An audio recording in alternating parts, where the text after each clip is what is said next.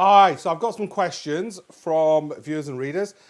If someone doesn't want to go to university, what is the best option for them in finance? Actually, one of my best friends, Biku, didn't go to university, left school at 16, joined Barclays, worked his way up, then left that to be an entrepreneur in finance. And he just was determined to learn ways of entrepreneurship and of products and what to sell, what to buy, and all the rest of it.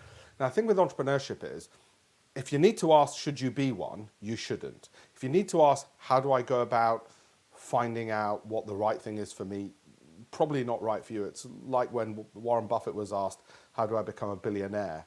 And he said, well, if you need to ask. So it's a bit like that. So entrepreneurship is for a very small number of people. Have a look at, there's a free website I've created with a lot of resources on there because I get asked a lot about entrepreneurship. It's called techtogreat.com. So have a look at that. It's got business plan examples, case studies, people who've raised money, advice from venture capitalists, all the rest of it. So that would help you along that way once you know that gut instinct is to get into entrepreneurship. So that's one route. But like I said, it's for a minority. What about everybody else? Well, I guess you'd apply to the banks. I'd say apply at the top, the biggest brand names. So, I don't know, Google the best top 100 financial names in the UK and apply to them, but make each application specific, do it the best you possibly can.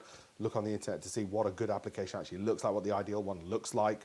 There'll be lots of people out there who give free advice on YouTube and stuff, what an ideal thing looks like. And I'd probably say start there, go with the biggest brand names, because if I notice those on your CV when you look to move in the future, that's going to be great. And also, hopefully, the biggest brand names will tie up with your personality, with your beliefs, and so on, all those things which are important to Gen Xers and millennials. But also, they should be a safer place to start than a small startup. I'm not saying I'm against startups, but unless that's your particular calling to be working at a startup, life's a lot harder than working at a big firm.